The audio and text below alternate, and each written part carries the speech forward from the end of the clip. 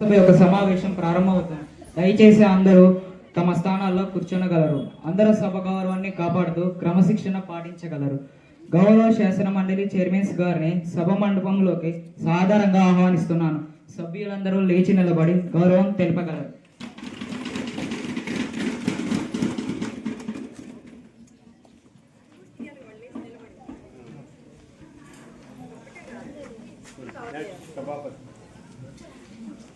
ఇప్పుడు గౌరవ సభాపతి గారిని సభ మండపంలోకి ఆహ్వానిస్తున్నాను. దయచేసి నిలబడి గౌరవం తెలుపగలరు.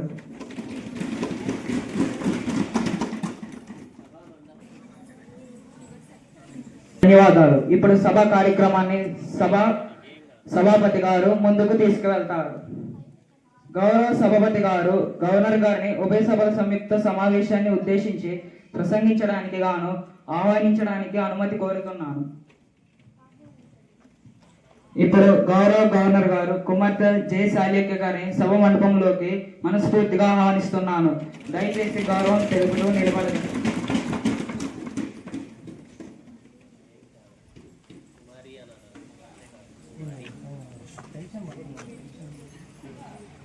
వందే మాతరం గేయంతో ఈ కార్యక్రమం ప్రారంభించుకుంటాం. సభ్యులందరూ లేచి నిలబడవలసిందిగా కోరుతున్నాను.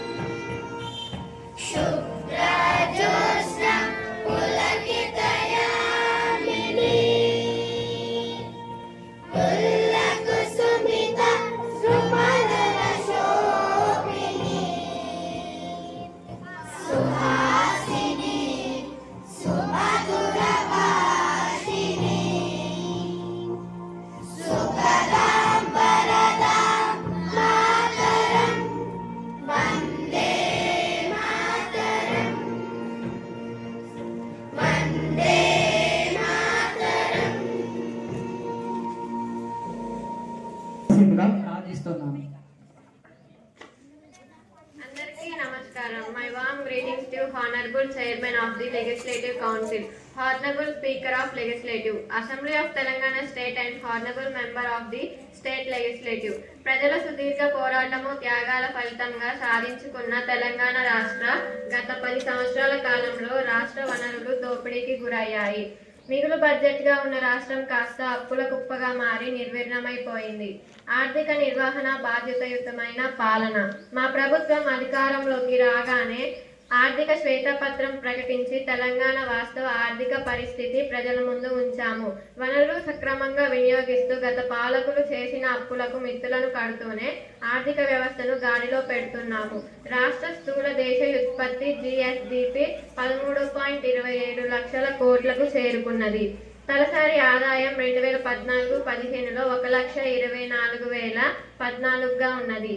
ఇది 2023-24లో 3,47,299కి పెరిగింది. రాష్ట్ర ప్రభుత్వం వివిధ రంగాలలో పెద్ద మొత్తంలో నిధులను కేటాయించింది.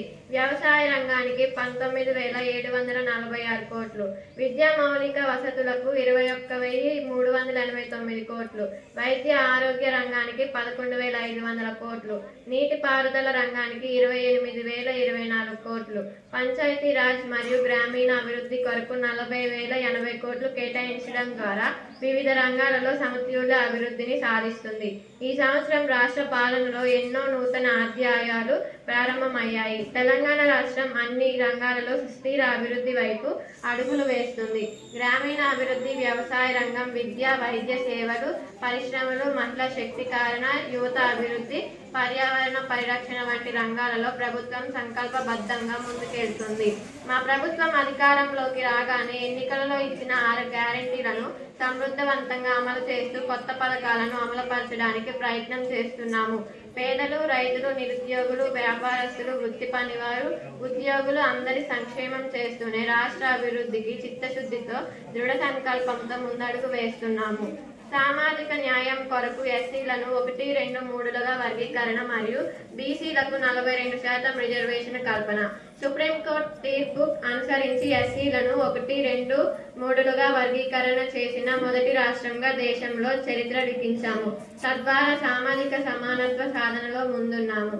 అదేవిధంగా సమాజంలోని ప్రతి వర్గానికి సమాన అవకాశాలను కల్పించాలన్న సంకల్పంతో కులగణన చేపట్టే ప్రభుత్వం బీసీలకు 42% రిజర్వేషన్ బిల్లు ప్రవేశపెట్టింది. ఈ బిల్లు రాజ్యాంగం 9వ షెడ్యూల్లో చేర్చే ప్రయత్నాలు కొనసాగుతున్నాయి. ఇది దేశంలో సామాజిక న్యాయానికి సరికొత్త అధ్యాయాన్ని ప్రారంభించనున్నది. అన్యాయాన్ని తొలగించి సమాన అవకాశాలను కల్పించేలా పాలన. బీసీ, ఎస్సీ, ఎస్టీ సంక్షేమం కోసం పలు నిధులు విడుదల. వ్యవసాయ రంగం అభివృద్ధి. రైతులకు భరోసా. రైతు బంధు, రైతు బీమా పథకాలను మరింత బలోపేతం చేస్తూ సాగునీటి వనరులు విస్తరణకు ప్రాధాన్యత ఇవ్వబడుతుంది. ట్యాంక్ రివైవల్, మిషన్ కాకతీయ లాంటి పథకాల ద్వారా నీటి భద్రత పెరిగింది. వ్యవసాయ ఉత్పత్తులకు గిట్టుబాటు ధర కల్పించేందుకు నూతన విధానం రూపొందించబడింది. రైతులకు 24 గంటల ఉచిత విద్యుత్. రైతులకు 2 లక్షల రూపాయల రుణమాఫీ ద్వారా దేశంలో ఏ రాష్ట్రం చేయని విధంగా చరిత్ర సృష్టించాము. రైతు బంధు ద్వారా నేరుగా ఆర్థిక సహాయం. రైతు బీమా కింద రైతు కుటుంబాలకు భద్రత కల్పించబడుతోంది. ఎన్నో నీటి ప్రాజెక్టులు పూర్తి చేసి రైతులకు సాగునీరు అందిస్తుంది. గృహజ్యోతి. ఇళ్లలో 200 యూనిట్ల లోపు ఉచిత విద్యుత్ సౌకర్యం కల్పన. మహాలక్ష్మి పథకం. ఈ పథకం ద్వారా ప్రతి మహిళకు నెలకు 2500 ఆర్థిక సాయం. 500 రూపాయలకే గ్యాస్ సిలిండర్ అందిస్తున్నాం. ఆర్టీసీ బస్సులలో మహిళలకు ఉచిత ప్రయాణం అందిస్తూ మహిళల సాధికారత సాధించేలా ప్రోత్సహిస్తున్నాము. ఇళ్ల నిర్మాణం, రేషన్ కార్డుల జారీ. అర్హులైన ఇల్లు లేని పేదలకు ఇంటి స్థలం మరియు ఇంటి నిర్మాణానికి 5 లక్షల రూపాయల ఆర్థిక సాయం ఇవ్వడానికి నిర్ణయించాము. లబ్ధిదారుల ఎంపిక పూర్తయి రాష్ట్ర వ్యాప్తంగా 72,045 ఇళ్లు మంజూరు చేస్తూ వాటికి శంకుస్థాపన పూర్తి చేయడం జరిగినది. కొత్త రేషన్ కార్డుల జారీ. ఇప్పటికే ఉన్న కార్డులలో అదనపు కుటుంబ సభ్యుల పేర్లు నమోదు చేస్తున్నాం. ఆరోగ్య పరిరక్షణ, ఆరోగ్యశ్రీ. చేయూత పథకంలో భాగంగా దారిద్ర్య రేఖకు దిగువన ఉన్న వారికి వైద్య చికిత్స కోసం 10 లక్షల ఆర్థిక సహాయంతో కార్పొరేట్ స్థాయిలో ఉచిత వైద్యం అందించేందుకు ఆరోగ్యశ్రీ పథకం అమలు చేస్తోంది. ప్రాథమిక ఆరోగ్య కేంద్రాలకు 24 గంటల సేవలతో పని చేయగలిగేలా నవీకరించబడ్డాయి. విలేజ్ క్లినికులు గ్రామ స్థాయిలో ఆరోగ్య సేవలు అందించడంలో కీలక పాత్ర పోషిస్తున్నాము. కంటి వెలుగు, కళ్యాణ లక్ష్మి, షాదీ ముబారక్ పథకాలు అమలు. పేదలకు వైద్య ఖర్చులపై ప్రభుత్వం భరోసా కల్పిస్తోంది. ఆరోగ్య లక్ష్మి పథకంలో భాగంగా గర్భిణీ స్త్రీలు, పాలిచ్చే తల్లులు, 6 ఏళ్లలోపు పిల్లలకు పోషకాహార భోజనం అందించేందుకు ఈ పథకం ప్రారంభించబడింది. విద్యారంగంలో మార్పు. డిజిటల్ తెలంగాణ. ప్రతి నియోజకవర్గానికి 1 చొప్పున ఇంటిగ్రేటెడ్ రెసిడెన్షియల్ స్కూల్స్ స్థాపించి విద్యా ప్రమాణాలు పెంచడం.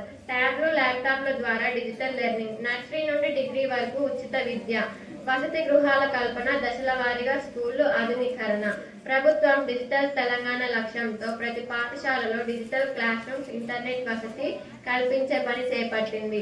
నూతనంగా తెలంగాణ స్కిల్ యూనివర్సిటీ ఏర్పాటు ద్వారా ప్రతి సంవత్సరం 20,000 మందికి వీడ్కోలు పలకాలని గౌరవ సభాపతి గారు కోరుతున్నారు.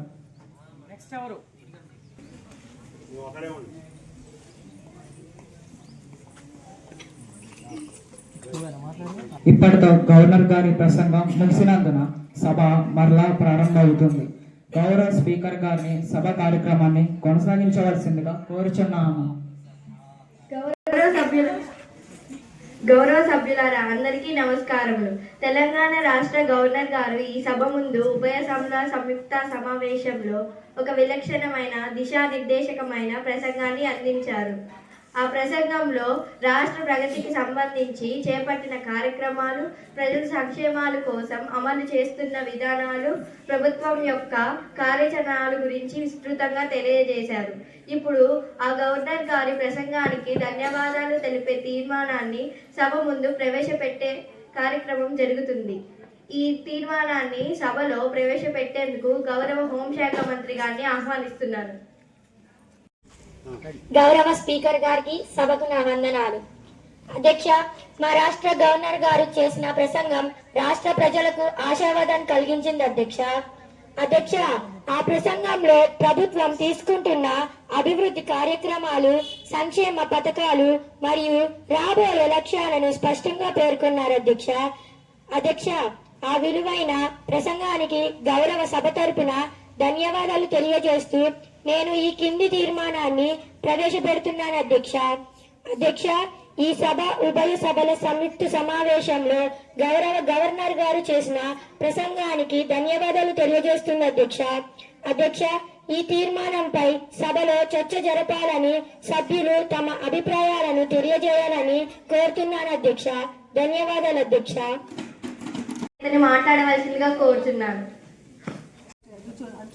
గవర్నర్ ప్రసంగానికి ధన్యవాదాలు. తీర్మానంపై స్పందన. గౌరవ స్పీకర్ గారు, సభలో ఉన్న గౌరవ సభ్యులారా, ఈరోజు గవర్నర్ గారు చేసిన ప్రసంగాన్ని గౌరవ శ్రద్ధగా విన్నాం. కానీ ఆ ప్రసంగంలో వాస్తవాల కన్నా ప్రచారపట్టమే ఎక్కువగా అనిపించింది. ప్రజల సమస్యలు వాస్తవంగా పరిష్కారం అయ్యాయా అనే ప్రశ్నకు సమాధానం లేనప్పుడు ఈ తీర్మానానికి ధన్యవాదాలు తెలపడం అవసరమా అధ్యక్ష?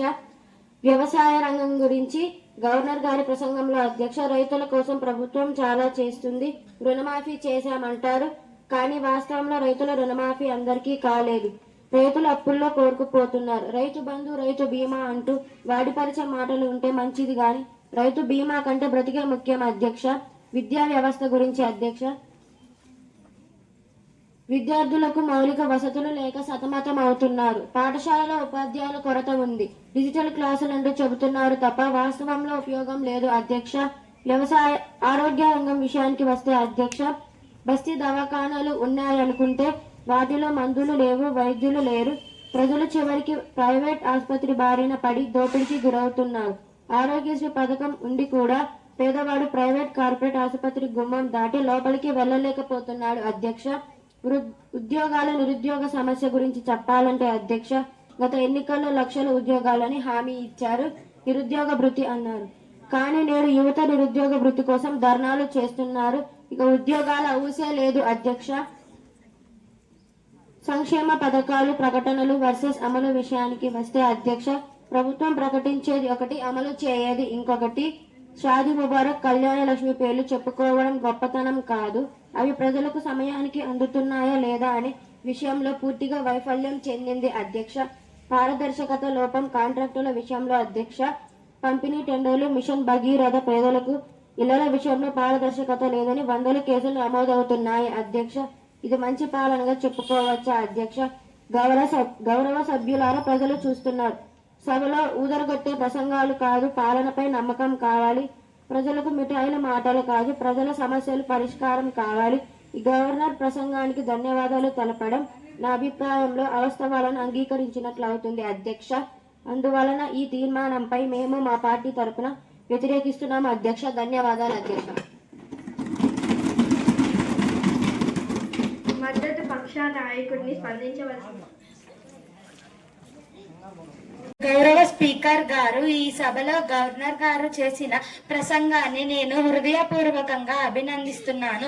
ప్రభుత్వం చేపట్టిన అభివృద్ధి కార్యక్రమాలు, గ్రామీణ అభివృద్ధి, ఆరోగ్య సేవలు, విద్యారంగంలో అనేక పురోగతులు జరిగాయి. విపక్షాలు విమర్శించడం తేలిక, కానీ పాలన చేయడం గొప్ప విషయం. మా పార్టీ తరపున ఈ ధన్యవాద తీర్మానానికి మేము సంపూర్ణ మద్దతు తెలియజేస్తున్నాం. ధన్యవాదాలు అధ్యక్ష. గౌరవ స్పీకర్ గారు, గవర్నర్ ప్రసంగంలో పేర్కొన్న కొన్ని అంశాలు అభినందనీయమైనవి, కానీ గ్రామ స్థాయిలో నిత్య జీవిత సమస్యలు ఇంకా పరిష్కారం అవ్వలేదు అధ్యక్ష. పేదలకు హామీలు, సబ్సిడీలు ఉండవచ్చు అధ్యక్ష, కానీ గ్రామ స్థాయిలో నిత్య జీవిత సమస్యలు ఇంకా పరిష్కారం అవ్వలేదు అధ్యక్ష. ప్రభుత్వం బాగానే పనిచేస్తుంది, కానీ ఇంకా మెరుగుపడాలి అధ్యక్ష. కాబట్టి ఈ తీర్మానంపై నేను తటస్థంగా ఉన్నాను అధ్యక్ష. ధన్యవాదాలు అధ్యక్ష. పేదవారికి ప్రభుత్వం అవకాశం కల్పిస్తుందా? వర్షాలు వచ్చినప్పుడు పేద ప్రజలు చాలా ఇబ్బంది పడుతున్నారు. విపక్షానికి అధికారానికి మధ్య ప్రజల అభిప్రాయం మర్చిపోయి ఈ సభ ఉనికి కోల్పోతుంది. గౌరవ ప్రసంగంలో ఉన్న ఆశలు మర్చిపోయి, కానీ ఆ ఆశలు మంకరంగా ప్రజల్లోకి వెళ్ళాలంటే ప్రతిజ్ఞలు కాక ప్రయత్నాలు చేయాలి. ఈ తీర్మానంపై మా అభిప్రాయం సంక్షిప్త మద్దతు. ముందు ముందు కాస్త నజర వేయాలి. ధన్యవాదాలు అధ్యక్ష.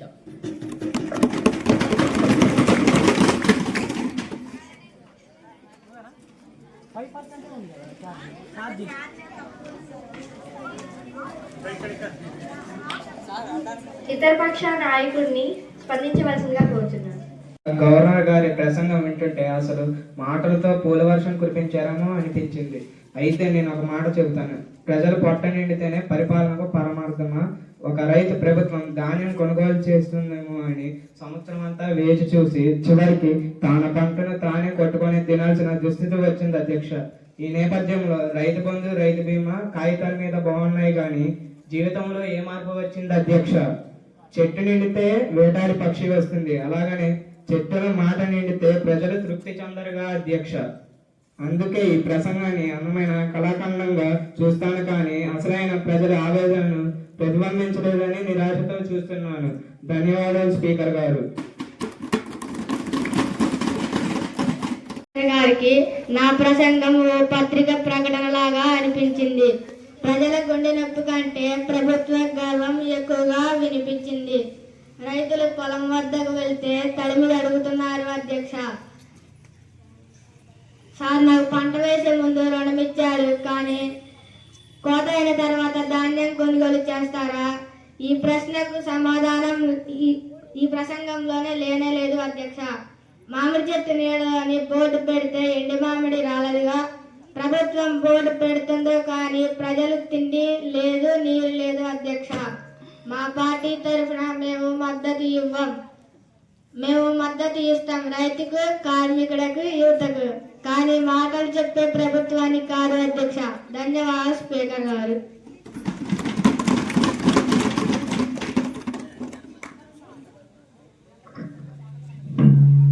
సభ్యుడిని మాట్లాడవలసిందిగా కోరుతున్నాను. ఈ సభలో ఇరువైపులా నినాదాల పండుగ జరుగుతుంది. ఒకవైపు సంక్షేమ రథం, ఇంకోవైపు అభివృద్ధిలో పరుగు అంటున్నారు అధ్యక్ష. నిజం చెప్పాలంటే సీతాకోక చిలుకల ప్రభుత్వ ప్రకటనలు చూపరులను ఆకట్టుకుంటున్న చేతలు మాత్రం గాలిలో మేడలు కట్టినట్లు ఉంటున్నాయి అధ్యక్ష. బస్తీలో వెళితే నీటి కొరత, రేషన్ సరఫరాల గందరగోళం, యువతలో నిరాశ, కానీ సభలో మాటలు మాత్రం కమ్మని పాటల్లో ఉన్నాయి అధ్యక్ష. అందుకే నేను స్పష్టంగా చెబుతున్నా అధ్యక్ష, ఈ తీర్మానానికి మద్దతు ఇవ్వకపోయినా వ్యతిరేకించను, కానీ ప్రభుత్వానికి గట్టిగా చెబుతున్న అధ్యక్ష, మాటలు ఊసులు కాదు, నడకల స్పష్టత కావాలి. కాబట్టి ఈ తీర్మానానికి నేను తటస్థంగా ఉన్నాను. ప్రభుత్వం బాగానే పనిచేస్తుంది కానీ ఇంకా మెరుగుపడాలి. ధన్యవాదాలు అధ్యక్ష. గౌరవ స్పీకర్ గారు, గౌరవ సభ్యులారా, ఈ రోజు గౌరవ గవర్నర్ గారు చేసిన ప్రసంగం రాష్ట్ర అభివృద్ధికి, ప్రజల సంక్షేమానికి దిక్చోచి వలె నిలుస్తుంది. ఆ మహోన్నత ప్రసంగానికి ఈ సభ తరపున ధన్యవాదాలు తెలుపుతూ నేను కూడా నా మాటలతో భాగస్వామిని అవుతున్నాను. మన ప్రభుత్వం అధికారంలోకి వచ్చిన నాటి నుండి ప్రజల మనోభావాలను గౌరవిస్తూ సంకల్పబద్ధంగా పనిచేస్తూ అభివృద్ధికి నూతన దిశను చూపిస్తున్నది. గవర్నర్ గారు ప్రసంగంలో పేర్కొన్న అంశాలు ఈ రాష్ట్ర ప్రగతికి నిదర్శనం. వ్యవసాయ రంగం విషయానికి వస్తే అధ్యక్ష, రైతులను అన్నదాతలుగా గౌరవిస్తూ రాయితీ సాగునీటి పథకాలు, ఎరువులు, ధాన్య కొనుగోలులు పారదర్శకత తీసుకురావడంలో మన తెలంగాణ ప్రభుత్వం ముందుంది అధ్యక్ష. 2 లక్షల రూపాయల గుండుగుత్తంగా రైతులకు రుణమాఫీ చేశాం అధ్యక్ష. రైతు బంధు చెల్లింపులు విజయవంతంగా అమలవుతున్నాయి అధ్యక్ష. ఇకపోతే విద్యారంగంలో విప్లవాత్మక మార్పులు చేస్తున్నాం అధ్యక్ష. ప్రభుత్వ పాఠశాలలో మన ఊరు మన బడి, మన బస్తీ మన బడి అనే కార్యక్రమం ద్వారా, అమ్మ ఆదర్శ పాఠశాల కమిటీల ద్వారా మౌలిక వసతులు అభివృద్ధికి, డిజిటల్ క్లాసుల ఏర్పాటుతో విద్యారంగంలో విప్లవాత్మక మార్పులు చేస్తున్నాం అధ్యక్ష. ఆరోగ్య రంగం పరిస్థితి అధ్యక్ష చెప్పాలంటే అధ్యక్ష, బస్తీ దవాఖానా, ఆరోగ్యశ్రీ మరియు ప్రభుత్వ ఆసుపత్రుల ఆధునికీకరణ ద్వారా సామాన్య ప్రజానికానికి ఆరోగ్య సేవలు అందుబాటులోకి తీసుకువచ్చాం అధ్యక్ష. విద్యుత్ రంగంలో చాలా ముందడుగు వేశాం అధ్యక్ష. నాడు మండు వేసవిలో కరెంటు కోతలు నిరంతరం ఉండేవి, కానీ ఇప్పటి మా తెలంగాణ ప్రభుత్వం తెలంగాణలో వ్యవసాయ విద్యుత్ ఉచితంగా రైతులకు అందిస్తున్నాం. పేదలకు 200 యూనిట్లు ఉచితంగా అందిస్తున్నాం.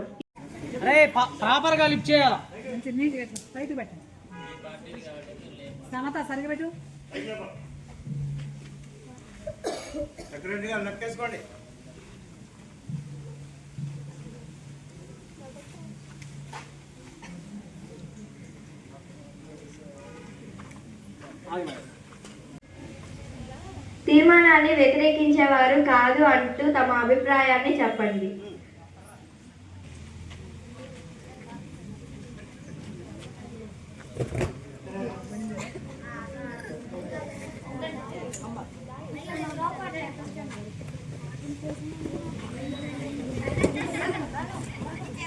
ముఖ్యంగా అవును అనే వారి స్వరం మరియు సంఖ్య అధికంగా ఉంది.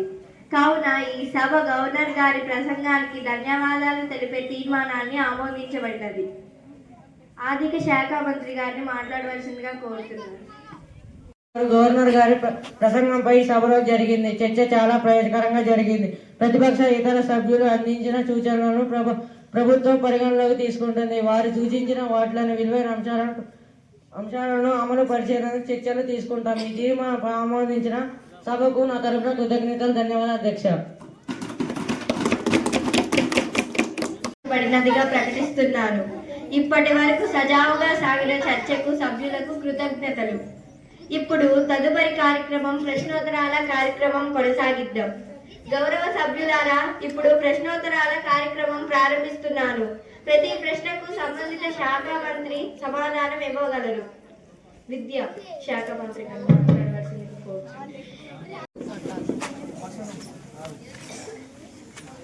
గ్రామీణ పాఠశాలల్లో సరిపడ గదులు లేక ఉపాధ్యాయులు లేక నష్టపోతున్న విద్యార్థుల పరిస్థితి ఏమిటి? అందుకు గాను ప్రభుత్వం ఏం చర్యలు తీసుకుంటారో వివరించాలి అధ్యక్ష.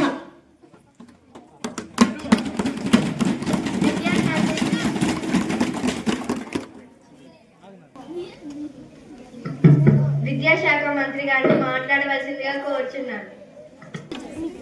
అధ్యక్ష, గౌరవ సభ్యులారా, గత ఏడాది 500 పాఠశాలకు భవనాలు నిర్మించాము. మేము అధికారంలోకి వచ్చిన వెంటనే దాదాపుగా 13,000 మంది ఉపాధ్యాయులకు పదోన్నతులు కల్పించాము. దాదాపుగా 14,000 మంది ఉపాధ్యాయులకు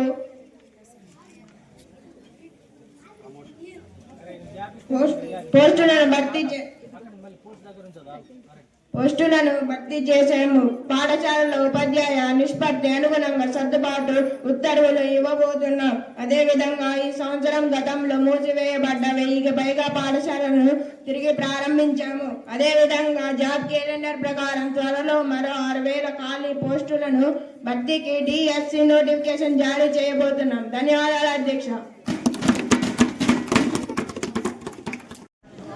వ్యవసాయం ప్రశ్న అడగవలసిందిగా కోరుచున్నాను.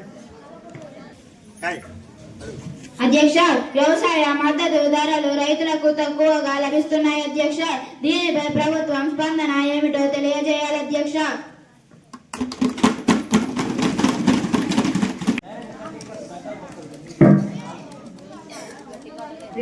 వ్యవసాయ శాఖ మంత్రిని మాట్లాడవలసిందిగా కోరుచున్నాను. ప్రతి పంటకు గిట్టుబాటు ధరను ప్రకటించాం. రైతు బంధు, రైతు బజారు ద్వారా నేరుగా రైతులకు లాభం కలిగించే విధంగా చూస్తున్నాం. వరిధాన్యానికి 500 రూపాయలు బోనస్ కూడా చెల్లిస్తున్నాం. వారు అధికారంలో ఉన్నప్పుడు రైతుల పట్ల కపట ప్రేమ చూపించారు అధ్యక్ష. మాది రైతు పక్షపాత ప్రభుత్వం అధ్యక్ష. రైతులకు ఒకే విడతలో 2 లక్షల రూపాయలు మాఫీ చేయించే ప్రభుత్వం మరెక్కడైనా ఉందా అధ్యక్ష? ఇదే మాకు రైతుల పట్ల ఉన్న సానుభూతి. ధన్యవాదాలు అధ్యక్ష. ప్రశ్న అడగవలసిందిగా కోరుచున్నాను. ఆరోగ్యం. ప్రభుత్వ దవాఖానాల్లో సిబ్బంది లేకపోవడం వల్ల ప్రజలు ప్రైవేట్ ఆసుపత్రులకు వెళ్లాల్సి వస్తుంది దేశ. ప్రైవేటు దవాఖానాల దోపిడీ వలన పేద ప్రజలు అధికంగా పతనమవుతున్నారు దేశ. ప్రభుత్వ ఆసుపత్రులలో సౌకర్యాల పెంపుదలకు ప్రభుత్వం ఏం చర్యలు తీసుకుంటుంది దేశ?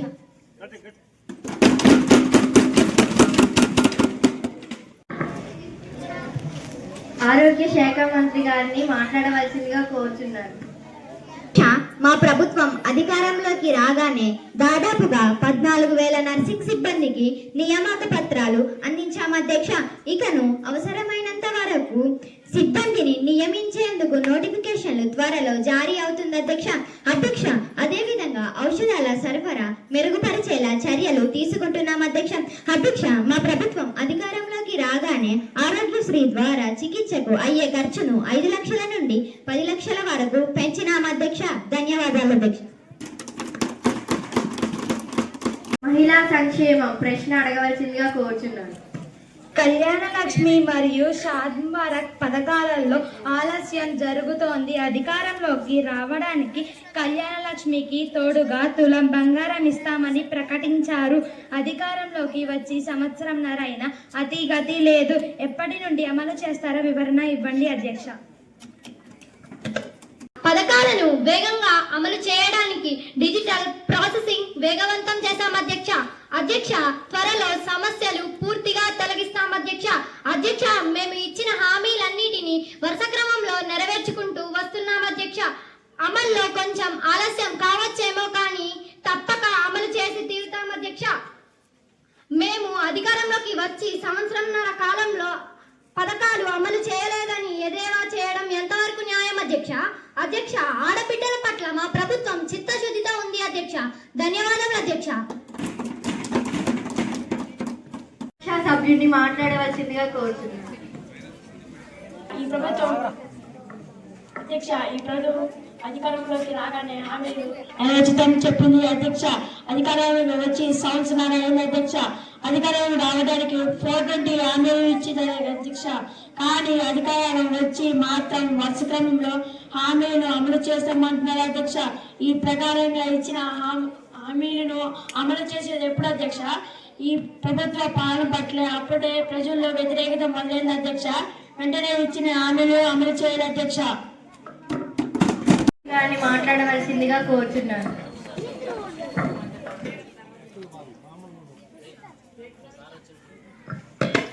అధ్యక్ష, గౌరవ ప్రతిపక్ష నేత మా ప్రభుత్వంపై బురద చల్లుతూ 420 హామీలు అంటూ సభ గౌరవానికి భంగం కలిగిస్తున్నారు అధ్యక్ష. ఆ మాటను విరమించుకోవాలని, సభ రికార్డుల నుండి తొలగించాలని మీ ద్వారా నేను కోరుకుంటున్నాను అధ్యక్ష. మేము అధికారంలోకి రాగానే ప్రాధాన్యత క్రమంలో సమస్యలను పరిష్కరిస్తూ హామీలను అమలు చేస్తున్నాం అధ్యక్ష. మేము ఇచ్చిన 6 గ్యారంటీలు అమలు చేశాం అధ్యక్ష. ప్రజలు మా పాలన పట్ల సంతోషంగా ఉన్నారు అధ్యక్ష. మేము ప్రజలకు ఇచ్చిన హామీలన్నీ నెరవేర్చి మరలా ఎన్నికల్లో ప్రజా మద్దతు పొంది అధికారంలోకి వస్తాం అధ్యక్ష. ధన్యవాదాలు అధ్యక్ష.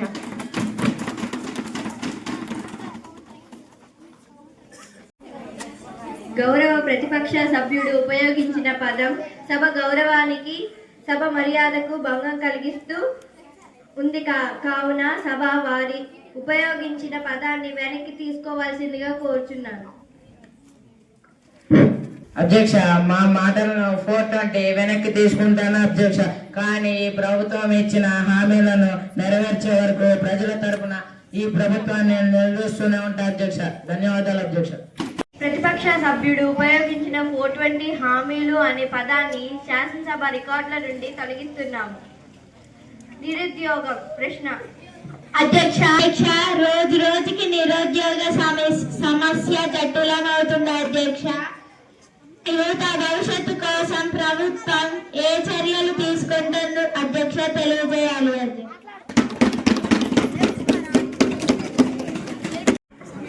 సమాధానం ఇవ్వవలసిందిగా కోరుతున్నాను. అధ్యక్ష, మా ప్రభుత్వం అధికారంలోకి రాగానే దేశంలో ఎక్కడా లేని విధంగా స్కిల్ డెవలప్మెంట్ యూనివర్సిటీ ఏర్పాటు చేశాం అధ్యక్ష. అదే విధంగా జిల్లా స్థాయిలో స్వయం ఉపాధి శిక్షణ కేంద్రాలు ప్రారంభించాం అధ్యక్ష. ప్రభుత్వ ఉద్యోగాల నోటిఫికేషన్లు జాబ్ క్యాలెండర్ అనుసరించి విడతల వారీగా విడుదల నోటిఫికేషన్లు ఇస్తున్నాం అధ్యక్ష. ఇప్పటికే గ్రూప్ 1, 2, 3 and 4 పగడ్బందీగా నిర్వహించి ఫలితాలు ప్రకటించి నియామకాలు చేపట్టాం అధ్యక్ష. స్వయం ఉపాధి అవకాశాలను ప్రోత్సహిస్తున్నాం అధ్యక్ష. ధన్యవాదాలు అధ్యక్ష. విపక్ష సభ్యుడిని మాట్లాడవలసిందిగా కోరుతున్నాను. నియామకాలు పూర్తి చేశామని నిండు సభలో ప్రభుత్వం అబద్ధాలు చెప్తూ సభ్యులను తప్పుదోవ పట్టిస్తూ యువత నోట్ల మట్టి కొడుతుంది అధ్యక్ష. గ్రూప్ 1 మీద హైకోర్టులో కేసు నడుస్తూ ఉంటే నియామకాలు జరిపామంటూ పచ్చి అబద్ధాలు మాట్లాడుతుంది అధ్యక్ష. ప్రజలు గమనిస్తున్నారు అధ్యక్ష. ఈ అబద్ధాలు మోసపూరిత ప్రభుత్వాన్ని దించడానికి యువత సిద్ధంగా ఉన్నారు అధ్యక్ష. సంవత్సరాల కాలం అధికారంలో ఉన్నవారు ఎంత వేగంగా హామీలు అమలు చేశారు అధ్యక్ష. ప్రతిపక్ష నాయకులు మర్చిపోయినట్లున్నారు అధ్యక్ష. అధ్యక్ష, గ్రూప్ 2, 3 and 4 నియామకాలు చేపట్టాం కదా అధ్యక్ష. గ్రూప్ 1 కూడా ఫలితాలు ప్రకటించి నియామక పత్రాలు అందించడానికి సిద్ధమయ్యేలోగా వరుసగా నియామకాలు యువతలో మా ప్రభుత్వానికి ఎక్కడ మంచి పేరు వస్తుందని కుట్రపూరితంగా కోర్టులో కేసు వేసి ఆపింది ఎవరు అధ్యక్ష? ఈ ప్రతిపక్ష పార్టీలు కాదా అధ్యక్ష? ఈ ప్రభుత్వం నిరుద్యోగుల ఆశయాలను సాధనకు నిరంతరం తప్పిస్తుంది అధ్యక్ష. ప్రతిపక్ష ఎన్ని కుట్రలు పన్నినా కోర్టులో కేసు గెలుస్తాం, నియామకాలు జరుపుతాం, యువత భవితకు బాసటగా నిలుస్తాం అధ్యక్ష. మాది మాటల ప్రభుత్వం కాదు అధ్యక్ష, చేతల ప్రభుత్వం అని నిరూపించుకుంటాం అధ్యక్ష.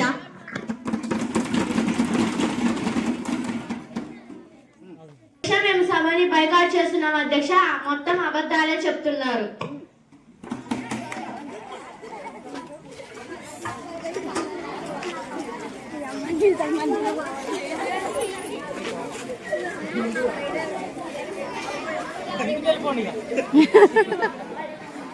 బైకాట్ చేయడం ఎలా సాధ్యమైంది అధ్యక్ష? అపోజిషన్ పార్టీ లేకుండా మేమేలా చేయం అధ్యక్ష సభని? అధ్యక్ష, మా నియోజకవర్గంలో మిషన్ భగీరథ ద్వారా గ్రామాల్లో అందిస్తున్న త్రాగునీటి నాణ్యత సరిగ్గా లేదని ప్రజలు ఫిర్యాదు చేస్తున్నారు. దీనిపై ప్రభుత్వం తీసుకుంటున్న చర్యలు ఏమిటి అధ్యక్ష? అధ్యక్ష, ఖమ్మం ముందెరుగు వచ్చిన వరదల వల్ల నష్టపోయిన వారికి ఇల్లు మంజూరు చేస్తామని చెప్పారు. వారికి ఇల్లు మంజూరు మరియు నష్టపరిహారం ఎప్పుడు అందిస్తారు అధ్యక్ష?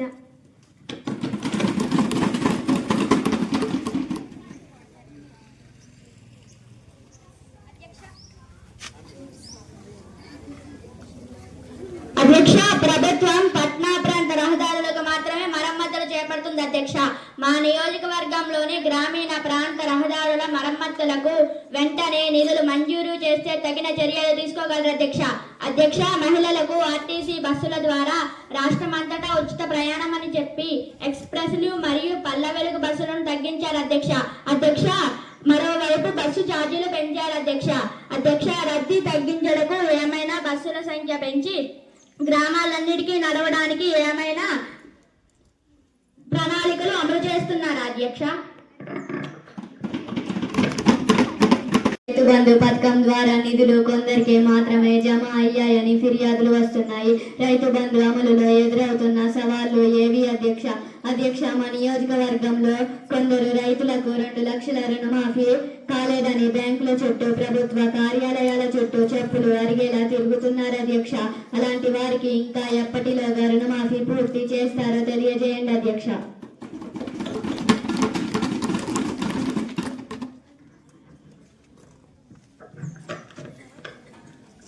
అధ్యక్ష, ప్రభుత్వ హాస్పిటల్లో ఔషధాల కొరత తీవ్రంగా ఉంది. ఔషధాల కొరతపై ఏమైనా చర్యలు తీసుకుంటున్నారా అధ్యక్ష? అధ్యక్ష, ఆరోగ్యశ్రీపై కొన్ని వ్యాధులు చికిత్స చేయుటకు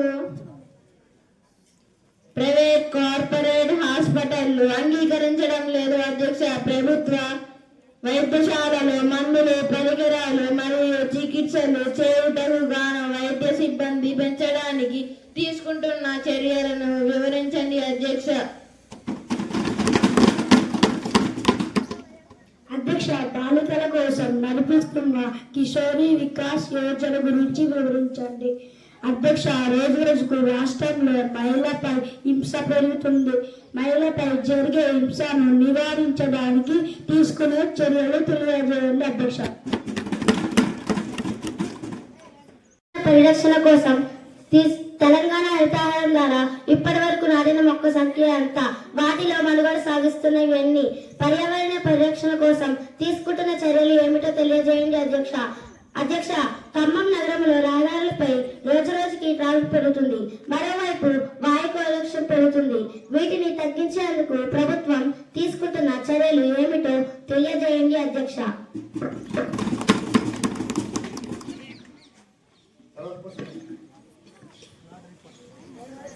ఇళ్ల పంపిణీలో తమ పార్టీల కార్యకర్తలు తప్ప ఇతర పార్టీలకు చెందిన వారికి ఏమాత్రం కేటాయించడం లేదని మా కార్యకర్తలు ఫిర్యాదులు చేస్తున్నారు అధ్యక్ష. ఇళ్ల కేటాయింపుల పారదర్శకులు ఎలా నిర్ధారించబడుతుంది అధ్యక్ష? పట్టణాలలో ఇల్లు లేని ప్రజల కోసం ఎలాంటి ప్రత్యేక అమలులో ఉన్నాయి అధ్యక్ష? ఆశాయోగి ఎలా ప్రొసీడ్ కావాల్సి ఉంటుందో తెలియజేయండి అధ్యక్ష. నేటి పౌరుల స్థాపాన్ని గ్రామీణ ప్రాంతాల వరకు విస్తరించాలన్న ప్రణాళిక ఏమైనా ఉందా తెలియజేయండి అధ్యక్ష. యువత్ కోసం స్టాపెండ్లకు అందించే ప్రోత్సాహకాలు ఏమైనా ఉన్నాయా తెలియజేయండి అధ్యక్ష.